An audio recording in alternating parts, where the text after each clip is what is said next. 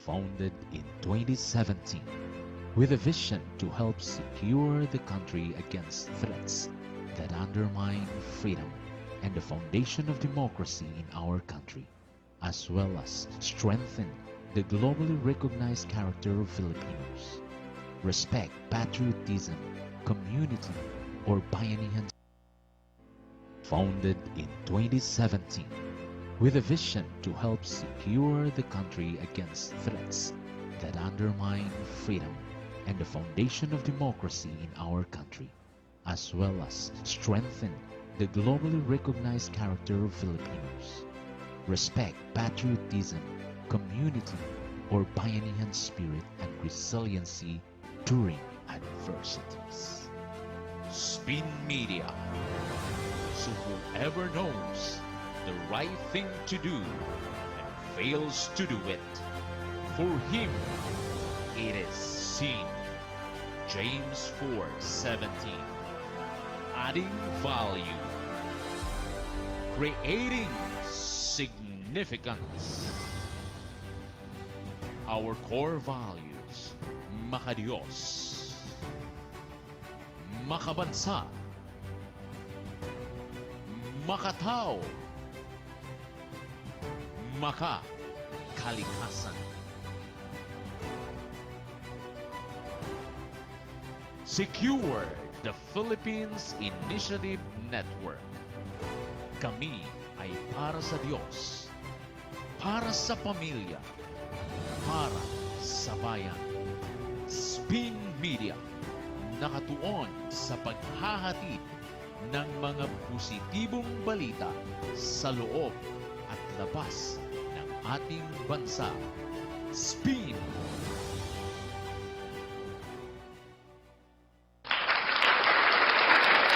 Founded in 2017 with a vision to help. Ayun, good morning Pilipinas. At narito naman po tayo ngayon sa ating segment, no? Mayroon tayong balik sa ating pagbabalik sa ating Devotion Pilipinas. Magandang umaga po sa inyo, mga kababayan. At tayo ngayon ay nagbabalik po sa ating programang Devotion Pilipinas. Dito lang po 'yon sa Spin Media, Das Marinas, Philippines. Kamusta po ang inyong umaga at arinawa po kayo ay pinagpala po ng ating Panginoon. At kayo po ba ngayon ay nandyan pa sa mabuting kalagayan at sa maayos na kalagayan o pakiramdam, di po ba? Sa ngayon ay uso po ang mga sakit, no? Mga lagnat, mga ubo at trangkaso. Ayan, kasi sa pagbabago ng ating klima, di po ba? So ngayon po ay tayo po ay dadako sa ating devotion sa umagang ito. No, ang ating announcement po muna tayo. Ang ating mga pagbati ay doon po natin ito magaganap, no? Sa ibang segment natin kasi limited po yung oras natin at babaguhin natin ang ating mga ah, pagbati, no? Okay? So, meron tayong programa para dito sa mga pagbati. So, maglalagay ako ng tamang oras, no, sa pagbabati, no? At ito naman, ang ating mga ginagawa dito ay yung about sa devotion lamang. So, meron tayong isang oras na gaganapin yung devotion natin at mga kababayan, nais ko po na kayo ay makinig at manood sa ating programa Devotion Pilipinas. So, good morning po sa inyo lahat at nawa po ay pagpapalain po tayo ng Panginoon. So, bago po tayo ay mag-devotion, ay makinig muna tayo ng hindi na pala. Sige na. Okay na. So, kunin niyo na po ang inyong mga Bible, no? At siguro bago 'yan, mag-ano muna tayo, no? Magbati muna tayo ng konti lang. So, good morning po sa inyo lahat. lalo na sa mga kapasturan at mga nangangaral ng salita ng Diyos sa buong sanlibutan. Nawa po pagpalain kayo ng Panginoon. So, wala po tayo ditong, mga mababanggit na mga kapasturan, kundi ito ay, mga kaibigan natin din 'no, na ating, ah, babatiin sa umagang ito 'no. Basta po ay ako po nagpabati sa inyo ng magandang umaga at nawa po pagpalain kayo ng Panginoon. Okay, so buksan po natin ang ating mga Bible sa Book of, James chapter 1, ayan, okey.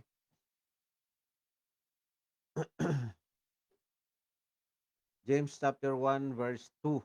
Ito ay maikli lang ang ating, babasahin kasi ang, verse na ito, ah, ang paalala dito halos buong chapter 'no.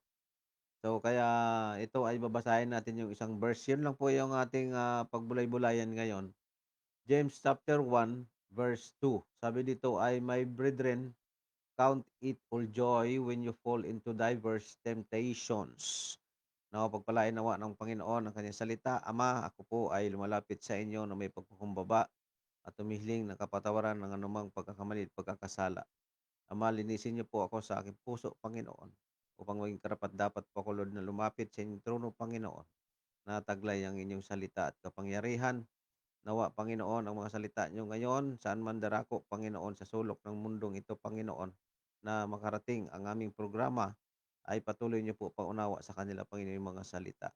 Patuloy iturok sa kanilang puso at isipan, upang inyong mga salita, Panginoon, kanila po maramdaman at kanila po ma-feel, Panginoon, kanila makita at maamoy at mahawakan, Panginoon Diyos. Tulungan niyo po, O Diyos, na magkaroon po ito ng pagbabago sa kanilang buhay, Panginoon. Ano man po kanilang mga ginagawa ngayon sa araw na ito, Lord. At salamat, Panginoon Diyos, tago niyo po ko sa likod ng inyong krus upang kayo makita, Panginoon, at mahayag sa araw na ito, Ama. Tulungan din po ang aming studio na ito, Panginoon, ay hindi magkaroon ng anumang mga obstruction o problema, Panginoon, at magpatuloy ang inyong gawain, Ama. Salamat po, O Diyos, sa gabing ito, sa umagang ito. Ito po aking dadalangin sa matamis na pangalan ni Kristo Jesus. Amen. Okay, so bago po yan, no, makinig, bago po natin ihayag ang salita ng Diyos, ay mag-ano muna tayo, no? Sandali lang, okey, sandali lang. Ayan. Bago po 'yan, bago tayo makinig ng salita ng Diyos, ito po muna tayo. Pakinggan muna natin yung awit.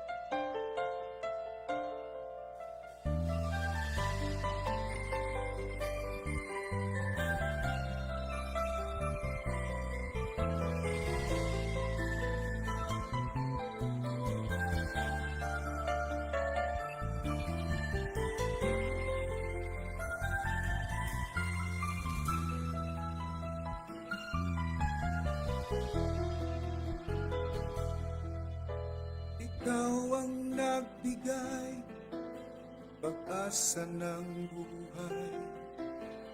Ikaw ang dahilan ng kaligayahan. Sa aking isipan, may kapayapaan. Kaya't sa aking mga labi, magmumula ang papuri. Oh Jesus, tanggapin mo ang puring awit para sa iyo. Simple lang, ngunit totoo, taos puso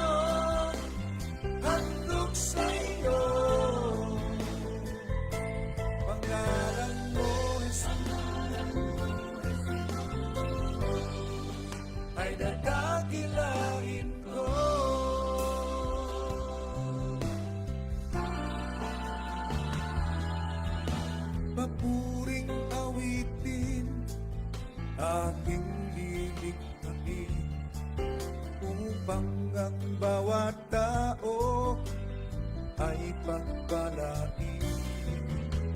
Mga pusong bato naway hikuin mo ng simple kong papuri para sa'yo, tanging sa'yo.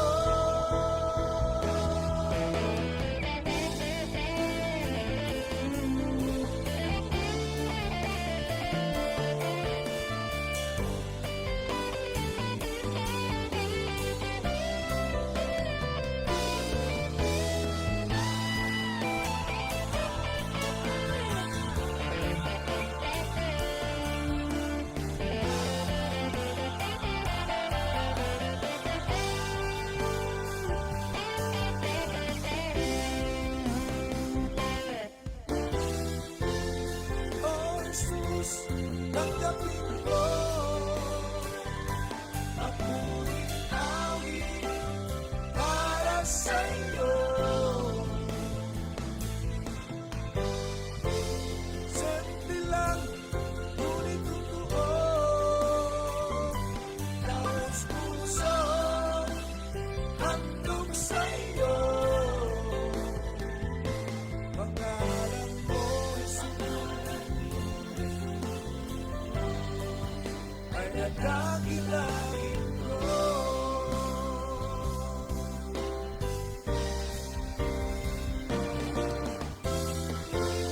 Oh Jesus, tanggapin mo ako'y awit para sa'yo.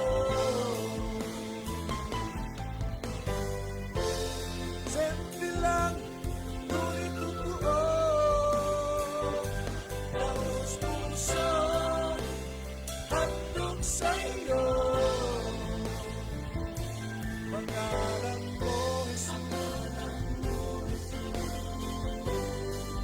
ay nadakilain ko.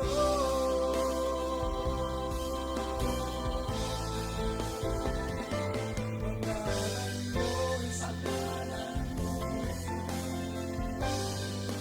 ay nadakilain ko.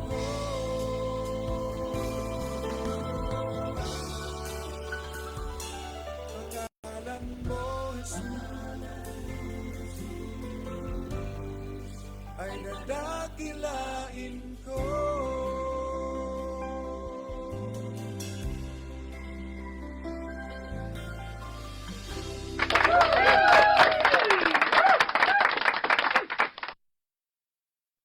Ayan, maraming salamat po sa awit na yan na ating napakinggan. At nawa po ay ang Diyos ang ating bibigyan ng kapurihan, ano? Hindi po ang sino-sino man dito sa ating sanlibutan. Kaya maraming salamat po muli sa awit na yon at tayo po ay magpatuloy. Ako po ang inyong lingkod, si Pastor Roy Habagat, ay naghahatid sa inyo ng positibong balita mula sa salita ng ating Panginoon. So ito po ang programa natin. Ang programa natin po na ginaganap dito ay pwede itong maging araw-araw, no? Kasi ang ginawa ko dati ay araw-araw po ako nagdi-devotion. Kaya lang medyo may mga sinasaalang-alang tayo kaya hindi po ito nagagawa ng paraan, no? Kaya maraming salamat po sa inyong patuloy na pagsubaybay sa ating programang Devotion Pilipinas. So, announcement lang po at sa ating mga manonood, no? I-follow nyo po ako sa ating programa. Mayroon po tayong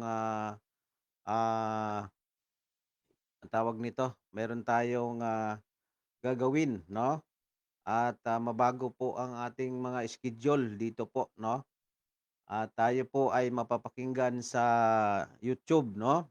At ito ay sinisit up lang namin para po tayo ay masundan nyo ako doon sa YouTube, no?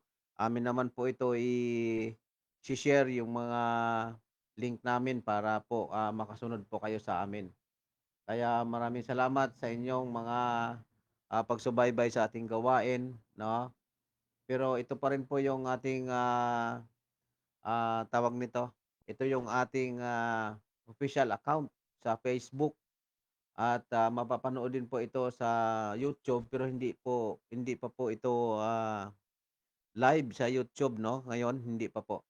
Pero magkakaroon po tayo ng live sa YouTube at sa Facebook, no? Kaya pagtutuloy niyo po na ipagpi-pray ang gawain ng Panginoon dito sa Dasmariñas, no, sa ating studio ng Spin Media Broadcasting Network Philippines. At mapapanood niyo po ako sa YouTube, no?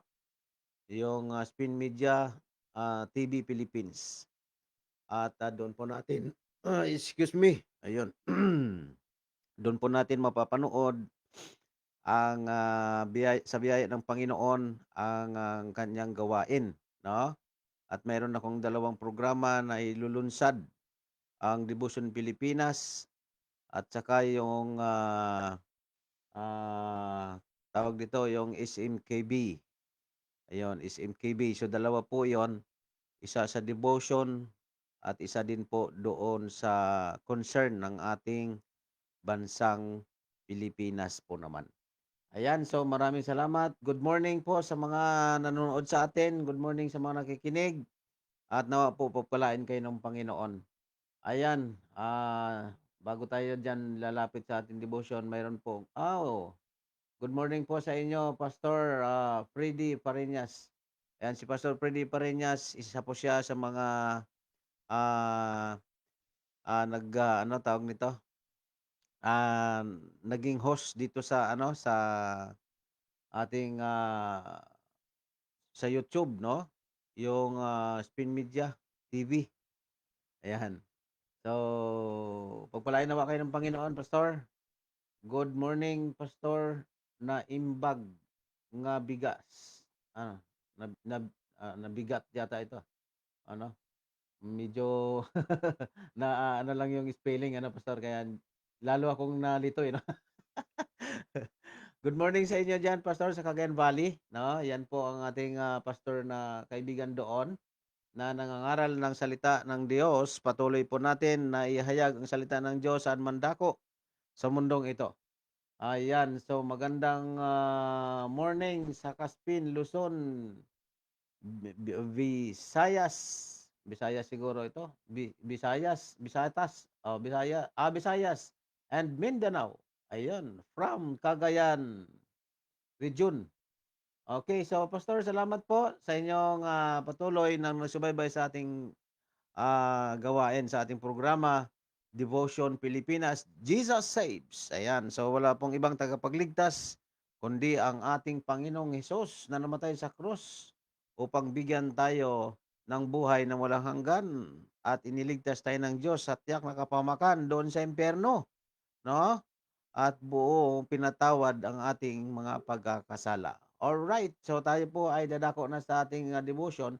Nakapagbasa na po tayo ng salita ng Diyos, no? Patuloy i-share ang ating programa upang marami pong makapanood at makalasap ng biyaya ng Panginoon mula sa kanyang mga salita. Amen. So nagpray na po tayo kanina, nagbasa tayo ng Bible. Kaya patuloy na po tayo. So ito po yung ating pamagat, no, joy and temptations. Wow, grabe po 'yan, ipaliwanag ko lang po kasi mayroon po ditong mga significant na pwede nating lito, no? Kaya sabi dito ay my brethren. Ayan, sandali lang po Kasi may mga dumadaan no? Ganoon talaga pagka umaga.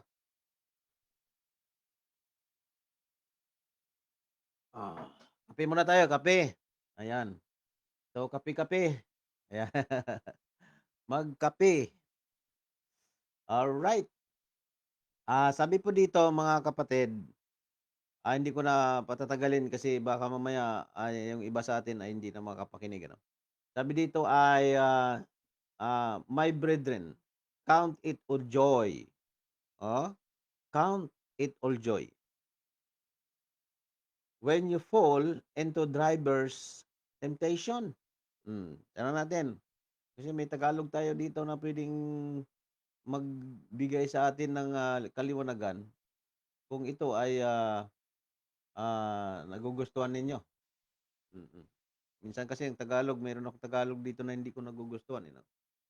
Ayan, sandali lang po, ano. At ito po yung binabanggit dito sa Bible na sabi niya ay count it all joy. No? Ibilang natin na kagalakan, ika nga, no? Ang yung ano sabi dito? Ibilang natin, no, na kagalakan kung kayo'y mga hulog sa tukso. Sa sari-saring tukso o sa anumang mga tukso. So baka magkakamali po tayo dito. Tandaan po natin sa mga nakikinig sa amin at mga nanonood, lalo na ang mga hindi pa mananampalataya o lalo na sa mga hindi pa nakakilala sa Panginoon, no? At ang sabi dito ay count it all joy. Paano mangyayari ito? Sa mga kapatiran, sa mga mananampalataya, naunawaan na nila 'to sapagkat narinig na nila ito sa mga pastors nila, no? Lalo na sa mga kapastoran natin, mga leaders natin ay naririnig na po ito. Pero sa mga hindi pa mananampalataya ay ano tawag nito? Masaya sila dito, no? Ang iba nalilito, nako-confuse kung bakit may ganitong mga salita. Na bakit sabi dito, mga kapatid ko, ariin ninyong buong kagalakan. So, masaya pala pagka ikaw ay nandoon sa tukso o na-tempt o natukso. Ayun, 'di po ba? Kaya ang karamihan natin ng mga kapatid ngayon dahil hindi naunawaan ang salitang ito na 'pag natukso ka ay dapat ano, tuwang-tuwa na sila, masaya na sila kasi nga ito masaya, maraming tukso, masaya palang tukso, no? Kaya maraming nagpapatuloy sa paggawa ng pagkakasala. Kasi ang tukso naman sa mga Kristiyano, ang tukso, ito yon yung mga ginagawa natin dati, no? Kasi hindi naman tayo pwedeng tuksuhin sa hindi mo nagawa. Halimbawa, ganito, kunwari lang hindi ka pa nakakakain ng apple, 'di po ba? Kunwari lang 'to, ha.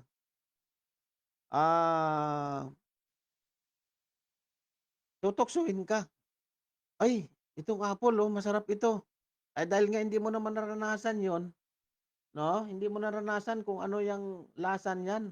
Masarap ba 'yan sa iyong pakiramdam at gustong-gusto mo, ang mga bagay na ginagawa ni Satanas. Na 'pag tinutukso tayo ay dinadaan niya doon sa mga bagay na nadanasan mo na parang hindi mo siya nakakalimutan at yung mga bagay na mahal na mahal mo o yung ginagawa mo dati, 'no? Yan sinasabi ko sa inyo, na ang tukso ay kung ano yung ginawa mo dati, yan ang ibabalik sa'yo ng dyablo. Tama po ba? 'No? Kaya ito, pagka ikaw ay Kristiyano na, gagamitin ng dyablo yan. Halimbawa, ikaw ay naging lasenggero, naging sugarol, naging ano ka, ano pa, naging sabungero, babaero, o lahat na lang ng tubiro, o yun. Yan ay mga itutokso yan sa'yo ng dyablo. Na ikaw ay gawa mo dati yan, pero ikaw ay nakakilala na sa Panginoon. Kumbaga, ikaw ay binago ng Diyos ang iyong buhay na dati kang barumbado, dati kang hindi manampalataya, hindi nagtiwala sa Panginoon, hindi mo kilala ang Diyos, pero ngayon ikaw ay binago ng Diyos ang iyong puso, pinatawad ka, niligtas ka ng Diyos sa kapahamakan sa impyerno at iniwan mo na ang mga bagay na nagsisira sa ating katawan. 'Di po ba? O naninigarilyo ka, nagsasyabu ka, 'di ba? Yan ay gagamitin ng dyablo para itukso sa'yo, 'di po ba? Hindi yung mga bagay na hindi mo pa nadanasan. Kasi sureball yan, hindi mo papatulan yan. Sabi ko nga sa iyo na 'pag ikaw ay hindi pa nakaranas kumain ng apple, ay hindi mo yan makakain, hindi mo yan tatanggapin. Ay hindi ko, ayoko niyan. Maliban na lang siguro na paipaliwanag sa'yo, "Uy, try mo, masarap talaga 'to, try mo." "Hindi nga, hindi ko pa natikman 'yan, eh." "Oo, hindi ko pa natikman 'yan." "Hindi, try mo, masarap 'to, matamis." Ah, naku, malutong-lutong, 'di ba? O ngayon 'di parang na-imagine mo na kung ano yung sinasabi niya, isa pa, kinain niya, 'no, kumain din siya kaya ang ginawa mo, pinatulan mo. So yun ay hindi pa siya actually pumapasok doon sa tukso. Kasi hindi mo pa naranasan yun, eh. Kumbaga tina-try mo pa lang, 'no? Ang sa akin paliwanag diyan kasi baka magkaroon kayo ng baka ma-confuse kayo. Sa akin paliwanag diyan, sige nga, try ko nga kung masarap. Masarap naman pala, 'di po ba? So dahil nga hindi naman sinabi sa'yo kung ano yung tukso na yun, kung ano yung kasalanan na yun, kumbaga wala kang kamuwang-muwang. Nagawa mo siya dahil nga sinabi sa'yo, 'di po ba? Parang si Eva ay tinukso siya ng dyablo, pero ang tinukso ng dyablo sa kanya, yun yung sinabi ng Panginoon sa kanila na huwag nilang kakainin, 'di po ba? So may mga bagay doon na hindi mo dapat titikman. May mga bagay doon na hindi mo dapat hawakan at hindi mo dapat ito ay, papatulan, 'di po ba? Kaya dito sa mga Kristiyano, ito yung mga pangusap dito ni James, 'no? Ah, Sabi niya dito, ang mga pangusap dito ni Apostol Paul, na sabi niya dito ay, sabi ni James, "A servant of God," sa verse 1, "and of the Lord Jesus Christ to the 12 tribes which are scattered abroad, greeting." 'No, ito ay isang sulat, 'no? At, sabi niya dito ay, "My brethren," 'no, "count it all joy when you fall into diverse temptation." So ito ang pinag-uusapan dito ay sa mga Kristiyano, sa mga anak ng Diyos, sa mga binago ng Diyos, sa mga, kapatiran na, kumilala sa Diyos at tumanggap at nagsisi at, tinanggap si Kristo sa puso. So sila po ang mga sinasabihan dito. Kasi ang tukso ay hindi po naman tayo exempted dito sa lupa, 'no? Tayo ay, makakasumpong pa rin ng mga temptations dito sa lupa, 'no? Kaya ito ang tinutukoy dito ni ni Apostol Paul na, ah, 'pag ikaw natukso ay iba yung saya na tinutukoy dito, Masaya ka sapagkat ang tukso na yon ay magbibigay sa'yo ng panibagong antas o panibagong steps na malampasan mo yung pagsubok, 'no? "Ay salamat, natukso ako at tinukso ako." Magkaiba yung natukso kaysa tinukso, ano? Tinukso ako ng dyablo, ngunit nalagpasan ko ito, 'di po ba? Ang ibig sabihin kaya ka masaya dahil ay ikaw ay tinukso ng dyablo, ang patunay na ikaw ay tunay na anak ng Diyos, tunay na binago ng Diyos, 'di po ba?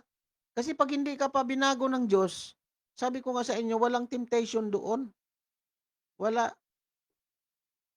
Hindi ka pa nakakilala sa Panginoon, wala pong temptation doon sa mga taong hindi pa nakakilala sa Panginoon.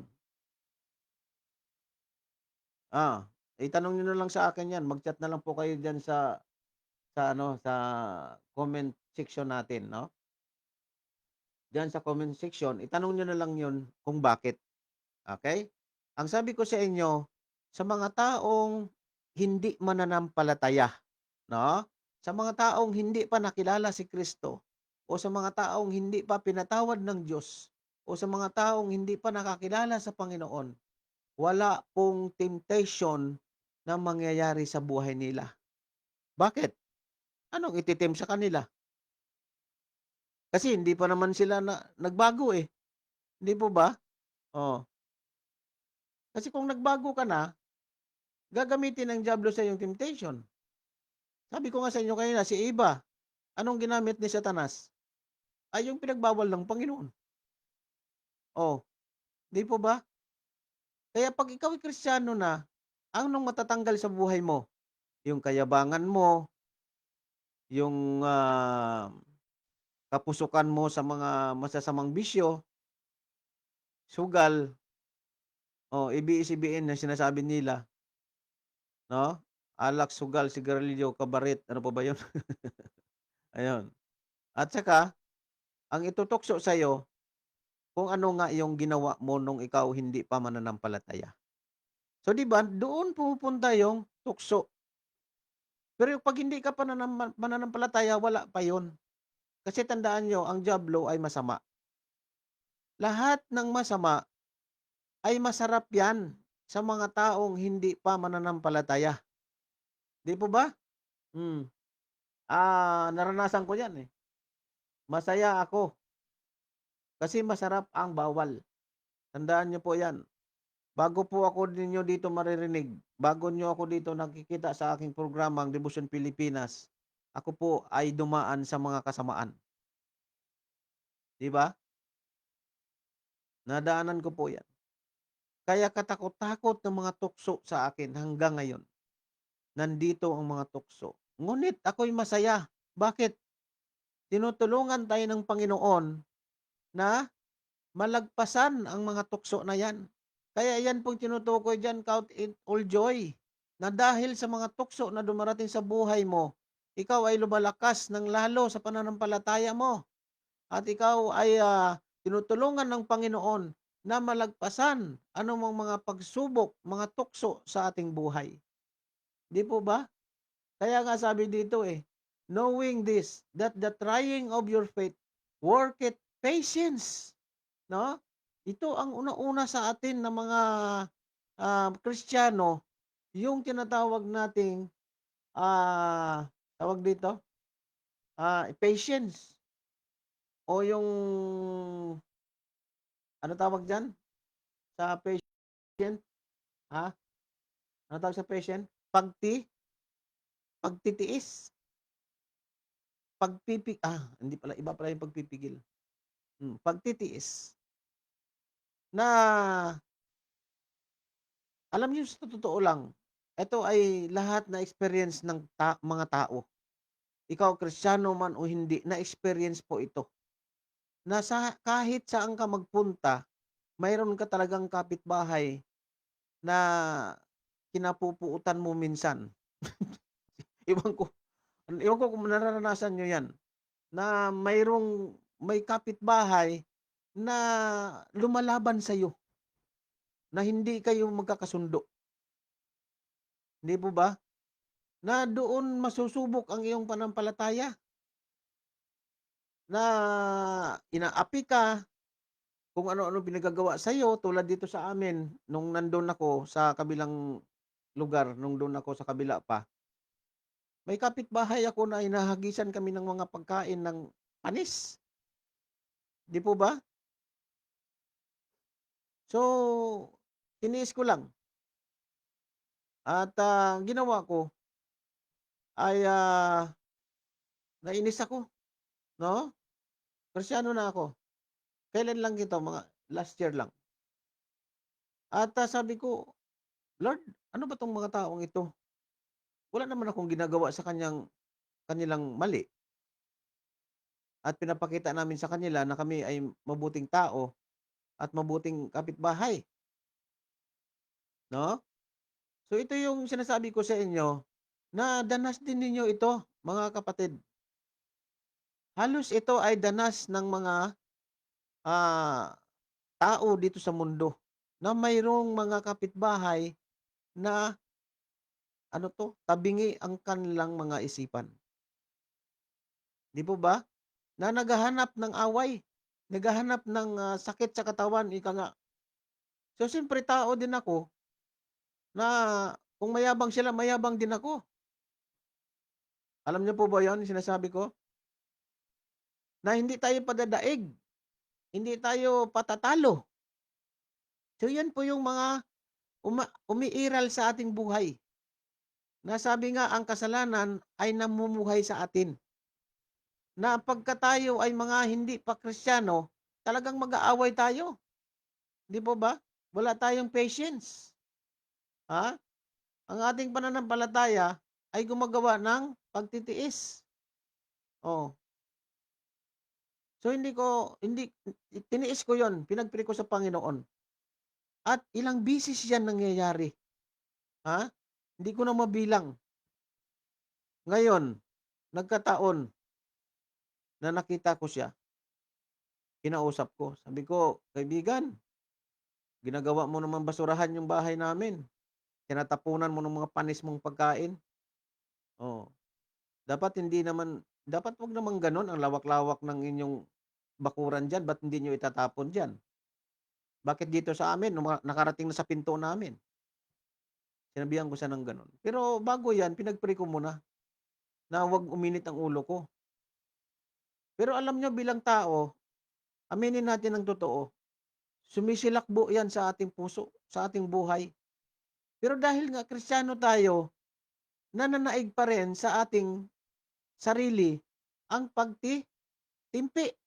pagtitiis. Kasi sabi ko, kung matapang ka, matapang din ako eh. Ganyan ang tao eh. Di ba ba?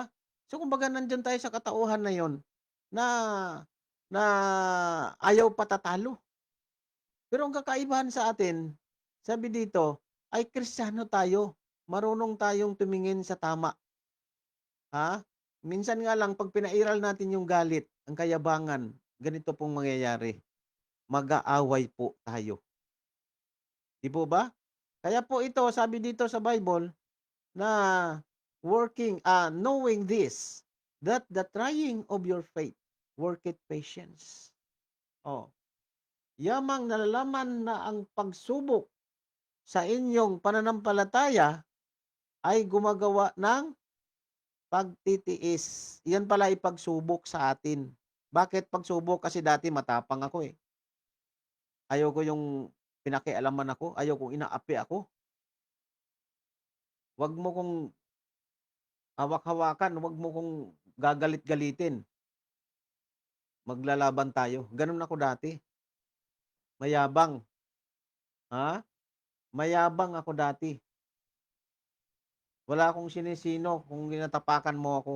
Wala akong pakialam sa iyo kung tinatapakan mo ako. Ganun ako dati. Pero sa biyaya ng Panginoon, ako'y binago ng Diyos. Mayroon akong tinatawag na patience. 'Di ba? At ito, sa ano ito? Bakit na dumadating ito sa buhay ko bilang Kristiyano? Ito ba'y pinabayaan ako ng Diyos? Iyan ay hindi. Ito ay, sabi dito ay, temptations. Kaya nga sabi dito, count it all joy. Ha? Ibilang mo ito sa sarili mo na kasiyahan pag dumadating sa buhay mo na ikaw ay natukso. Hindi mo ikinagagalak dahil may tukso na dumadating sa iyo. Kundi ikinagagalak mo ito dahil ang tuksong ito ang magpapatibay sa iyong pananampalataya. Kaya po dapat ikagalak natin ito. Yung sabi ni Apostol Paul. Di po ba? Kasi ang isang Kristiyano na walang tukso, magduda ka. Kasi baka mamaya hindi ka totoong Kristiyano. Walang tuksong dumadating sa iyo eh. Alam niya ng demonyo. Alam ng diablo, mga kapatid. Na pag ikaw ay totoong kumikilala sa Panginoon, walang tukso na dumadating sa iyo. Bakit? Wala naman nabago sa buhay mo eh. Nabago lang doon sa bibig mo. na lagi mong binabanggit ang Panginoon, ang Panginoon, ang Panginoon, lagi mo lang nababanggit yon. Reliyoso ka lang. Karamihan sa mga tao ngayon na hindi nakakilala sa Panginoon ay mga, ano sila? Mga reliyoso. Oh, reliyon lang ba? Yung yan lang ang sinasabi nila sa kanilang sarili. Hindi ba? Nasabi po dito yan sa verse 26. Hmm. Alam niyo po ba yon? Nandun po, nabanggit po yan sa Bible. Na may mga taong, mga hindi totoong mananampalataya. Hindi talaga, reliyoso lang sila, pero hindi talaga totoo silang ng Diyos. Tumanggap sa Panginoon.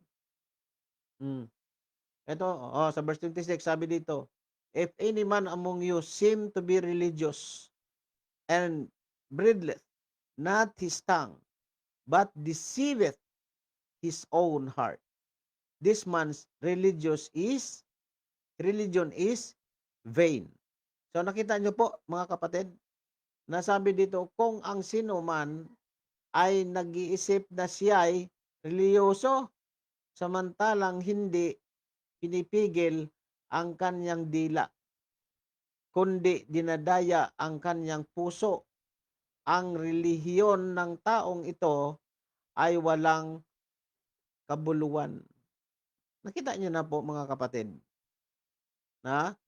Kaya huwag tayong magtiwala na sa tao na nagsasabi na siya ay nasa Diyos. Makikita niyo po yan sa gawa. Kaya ito mga kapatid, na nakikita ko dito, na itong bagay na ikatutuwa natin, yung tinutukso tayo o binabalik sa atin ang mga gawa natin nung araw. Ako, ginagawa sa akin nung araw, ang ginagawa ko nung araw, nagsusugal ako. Nagtatalo ako sa billiard. Tapos nagtatalo ako sa tungit. Although hindi ako nagda-drugs, hindi rin ako umiinom, hindi ako nagsisigarilyo, no? Pero ginagawa ko yung bagay na yung pagkakasala. Babae, ginagawa ko po yan. Pero nung binago ako ng aking Panginoon, nawala po sa akin yan. At yan ang tukso na dumadating sa akin palagi. Ngunit, sabi dito, natatagumpayan natin yan siya. But let patience have her perfect work. Tandaan natin yan mga kapatid. Na ang pagtitiis natin dyan, na wag huwag tanggapin ang mga tukso ng dyablo. Have perfect work, that ye may be perfect and entire, wanting nothing.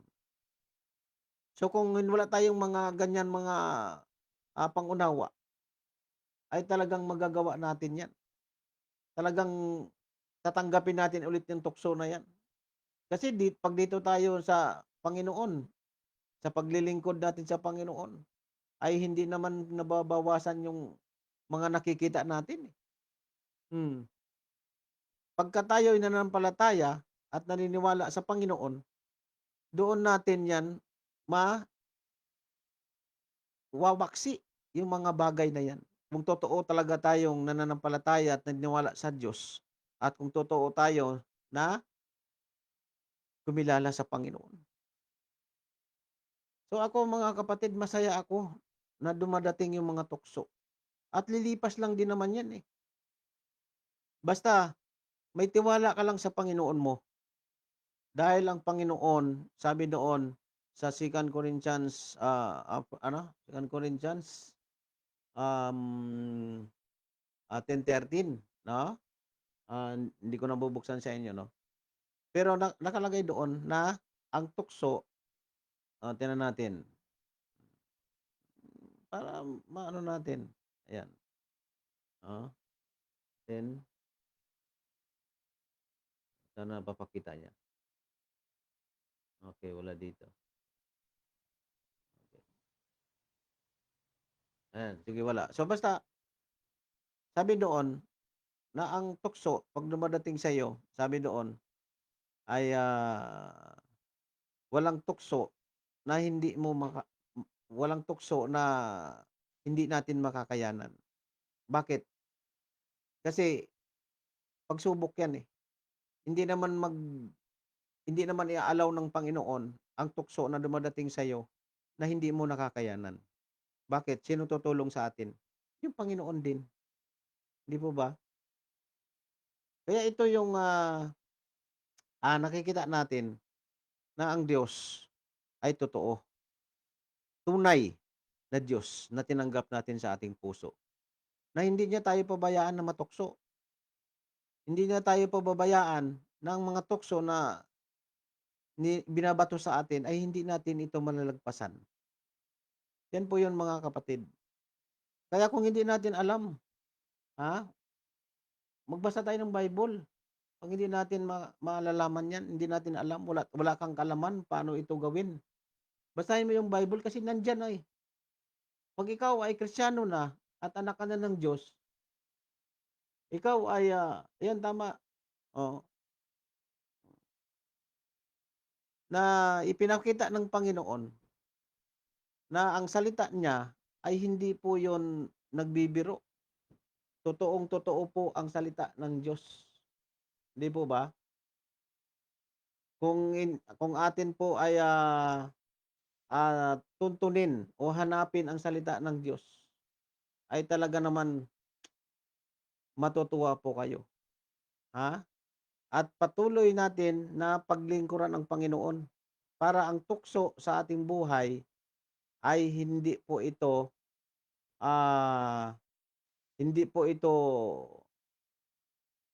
manatili sa atin. Alam niyo po ba 'yun? Kasi baka mamaya nagbibiro lang tayo sa sa pagtanggap sa Panginoon, ay wala din po ito kabuluhan. 'Di po ba? Kaya ang akin lang, na kung ikaw ay totoong Kristiyano, mayroon pong tukso na darating sa'yo. Mali po yung sabi ng iba, na 'pag ikaw ay Kristiyano na, masaya ng buhay mo. Yes, hindi natin naunawaan 'yan. Kaya nga may kanta na, eh, ang Kristiyano ay masayang tunay, 'di ba? Sabi nila, ang Kristiyano ay masayang tunay. Bakit? Kaya minsan sabi ng sanlibutan, nababaliw na kayo. Kasi kahit may problema kayo, masaya kayo. Kahit namatayan kayo, masaya pa rin kayo. Ano ba mayroon diyan sa inyo? 'Di po ba? Oh, kaya ipakita natin sa sanlibutan na tayong mga Kristiyano ay masaya. Bakit? Hindi nila nakikita kasi ang kabilang buhay ang ating wino-work dito, 'no? Na 'pag namatay tayo, mayroon pang kabila. Sabi sa Bible na ang kamatayan ngayon ay ito yung kamatayan na lahat ng tao ay bubuhayin ng Panginoon. Uunahin lang niya bubuhayin yung mga manampalataya. At ang kasunod, nabubuhay ng Panginoon yung mga hindi naman mananampalataya. Bubuhayin po yan ng Panginoon. Sabi po sa Bible, hindi ko na sasabihin sa inyo kung saan. Ha? Ilagay nyo dyan sa natin, comment section. No? Kung saan po yan, pwede kayo magtanong din sa akin. Magtanong kayo. Oo. Kasi may oras ako dito kaya baka mamaya lumagpas ako sa oras ko. Okay? So meron akong 10 minutes na lang. So ito po mga kapatid, na ang tukso, maging masaya tayo. Hindi dahil natukso tayo, kundi masaya tayo dahil hindi nagtagumpay ang tukso sa atin. Di mo ba? So ibig sabihin, naging malakas ang ating pananampalataya.